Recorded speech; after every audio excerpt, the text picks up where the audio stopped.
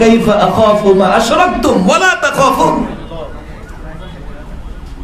কাইফা আখাফু মা আশরাকতুম, তোমরা যাদের পূজা করো, পৌত্তলিকতার ভয় দেখাতে চাও, ভাস্কর্যের ভয় দেখাতে চাও, মূর্তির ভয় দেখাতে চাও, যারা ভাস্কর্য পূজা করে, মূর্তি পূজা করে, পৌত্তলিকতায় বিশ্বাসী, তাদের ভয় দেখাতে চাও।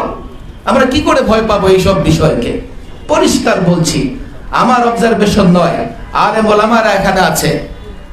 2013-তে 13-14-তে একবার এই শিক্ষা ব্যবস্থায় আমূল পরিবর্তন করার পরে হেফাজতে ইসলামের দাবির মুখে সরকার যত ধরনের নাস্তিকতা, পৌত্তলিকতা প্রবেশ করিয়েছিল বাদ দিয়েছে। এবার আবার নতুন করে এগুলো কেন আসছে?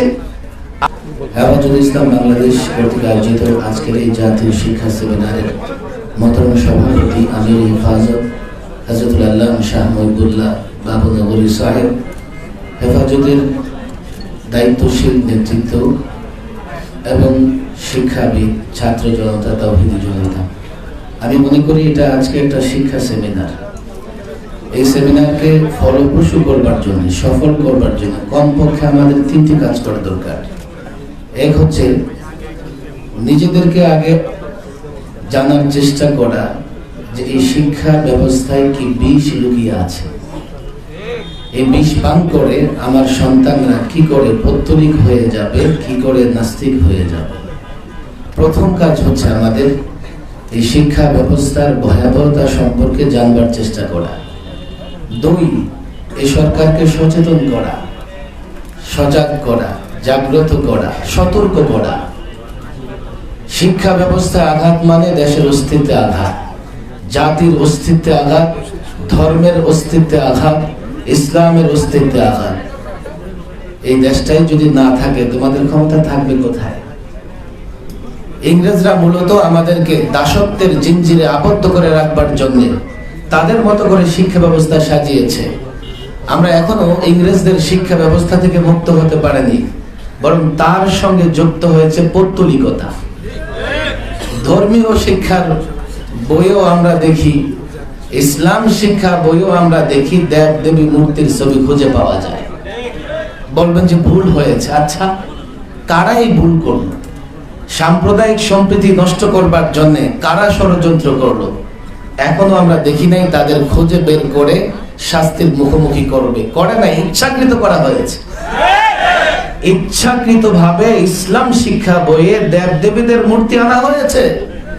3, জাতিকে সচেতন করা, জাতিকে বোঝানো। 3টা কাজ আমাদের অবশ্যই করতে হবে। আমি মনে করি শিক্ষা এই সেমিনারকে ফলপ্রসূ করতে হলে হেফাজতের নেতা কর্মী, দায়িত্বশীল উপস্থিতিকে এই 3টা বিষয় চূড়ান্ত করতে হবে। বড় একটা কঠিন সময় অতিক্রম করছি আমরা। তারা পৌত্তলিকতা প্রদর্শন করবে, পৌত্তলিকতাকে জায়গা করে দেবে, আবার ভয় দেখাবে আমাদের। ও কাইফা আখাফু মা আশরাকতুম ওয়ালা তাখাফুন। কাইফা আখাফু মা আশরাকতুম, তোমরা যাদের পূজা করো, পৌত্তলিকতার ভয় দেখাতে চাও, ভাস্কর্যের ভয় দেখাতে চাও, মূর্তির ভয় দেখাতে চাও, যারা ভাস্কর্য পূজা করে, মূর্তি পূজা করে, পৌত্তলিকতায় বিশ্বাসী, তাদের ভয় দেখাতে চাও। আমরা কি করে ভয় পাবো এইসব বিষয়কে? পরিষ্কার বলছি, আমার অবজারভেশন নয়, আলেম ওলামারা এখানে আছে।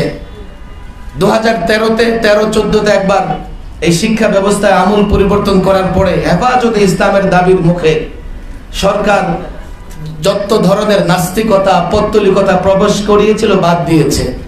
এবার আবার নতুন করে এগুলো কেন আসছে? আমরা এমন একজন শিক্ষামন্ত্রী পেয়েছি যিনি জয় জগন্নাথের জয়ের স্লোগান দেন।